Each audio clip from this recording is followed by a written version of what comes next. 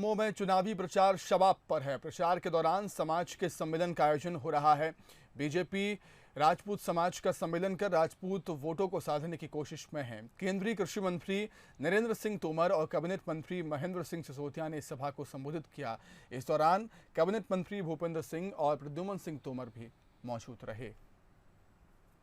इस वक्त हमारे साथ मौजूद हैं मध्य प्रदेश शासन के पंचायत एवं ग्रामीण विकास मंत्री महेंद्र सिंह सिसोदिया। जैसे कि सब जानते हैं कि दमोह में उपचुनाव चल रहा है और भारतीय जनता पार्टी से राहुल सिंह चुनावी मैदान में है। सर, आपका दमोह में बहुत बहुत स्वागत है। जी, बहुत बहुत धन्यवाद। अमूमन स्थिति आप ही की जैसी है। आप भी भारतीय जनता पार्टी छोड़ के कांग्रेस में आए थे और एक रिकॉर्ड जीत हासिल की। आपकी राहुल सिंह से मुलाकात हुई, क्या मंत्र दिया जीत का आपने? निश्चित रूप से जैसे अभी उपचुनाव हुए थे और उसमें हम सब लोग बहुत अच्छे वोटों से जीते और उसी बेला में देखें तो दमोह का चुनाव भी है। राहुल सिंह ने जिन कारणों से कांग्रेस पार्टी छोड़ी वो सबके सामने स्पष्ट है कि विकास के कार्यों में कमलनाथ जी की सरकार की कोई रुचि नहीं थी और इन्हीं सब बातों से व्यथित होकर हम सब लोगों ने कांग्रेस छोड़कर भारतीय जनता पार्टी ज्वाइन की। आज दमोह का उपचुनाव है और इस कोरोना काल की महामारी के समय भीषण संघर्ष कोरोना से हम लड़ रहे हैं, उस समय ये चुनाव है और मुझे पूर्ण विश्वास है कि भारतीय जनता पार्टी की जीत होगी। माननीय मुख्यमंत्री शिवराज सिंह जी की नीतियों की और रीति की जीत होगी। जब आप लोग चुनावी मैदान में थे तो एक बड़ा संघर्ष था क्योंकि सरकार के लिए जद्दोजहद हो रही थी। अब सरकार पूरी तरह से सुरक्षित है। एक सीट से कितना फर्क पड़ेगा? कितनी सीरियस है पार्टी इसके लिए? देखिए, बात एक सीट की या दो सीट की नहीं होती है। ये बात आपकी सच है कि भारतीय जनता पार्टी को इस सीट के हारने का कोई सरकार पे उसका कोई असर नहीं पड़ेगा, किंतु हम भारतीय जनता पार्टी के लोग अपने जिस साथी ने हमारी पार्टी ज्वाइन करी है उसके लिए हम तन मन धन के साथ और पूरे संघर्ष के साथ खड़े हुए हैं और मुझे विश्वास है कि राहुल लोधी जी बहुत अच्छे वोटों से इस दमोह विधानसभा को जीतेंगे।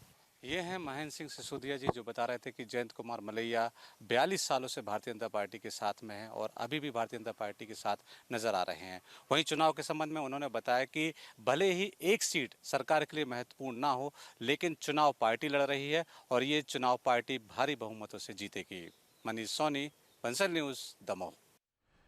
दमोह उपचुनाव में कांग्रेस और बीजेपी दोनों ही पार्टियां प्रचार में पूरी ताकत लगा रही हैं। कैबिनेट मंत्री महेंद्र सिंह सिसोदिया बीजेपी के पक्ष में प्रचार वो कर रहे हैं और किया भी है और प्रत्याशी राहुल सिंह लोधी के पक्ष में वोट मांगे। उन्होंने कहा कि कांग्रेस के पास कुछ नहीं बचा और ना ही कांग्रेस चुनाव जीत रही है। महेंद्र सिंह सिसोदिया से बातचीत की संवाददाता पंकज श्रीवास्तव ने। दमोह उपचुनाव में एक तरह से पूरी भाजपा उतर आई है। पंचायत मंत्री भी यहाँ दौरा करने आए हैं। दल बदल की राजनीति बताई जा रही है। आपने भी चुनाव लड़ा था, तब आप खुद भाजपा में आए, क्या कहना चाहेंगे, क्या स्थिति रहेगी? कांग्रेस पार्टी तो आरोप शुरू से लगा रही है, किंतु पिछले बार जो चुनाव हुए तो उपचुनाव में जनता ने बता दिया कि जिन्होंने दल बदल की बात कही है वो कांग्रेस के खुद के कर्म थे जो मध्य प्रदेश की जनता भोगती आ रही है।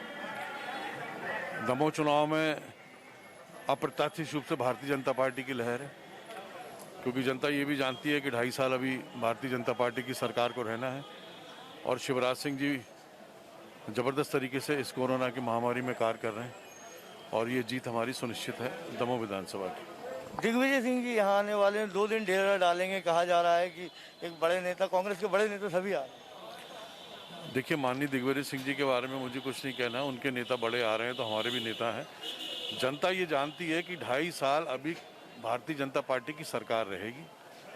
विपक्ष का विधायक जिता भी लेंगे तो कोई फायदा नहीं होना, क्योंकि 2.5 साल जनता को काम सत्ताधारी पार्टी के विधायक से ही पड़ना है।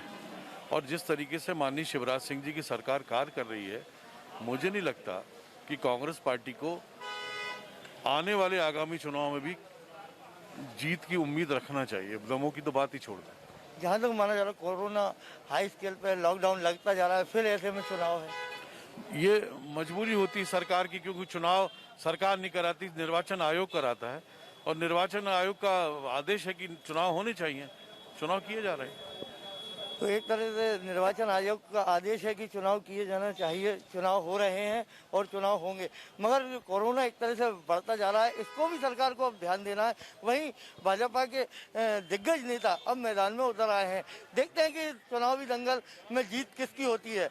मेरे सहयोगी आनंद व्यास के साथ पंकज श्रीवास्तव।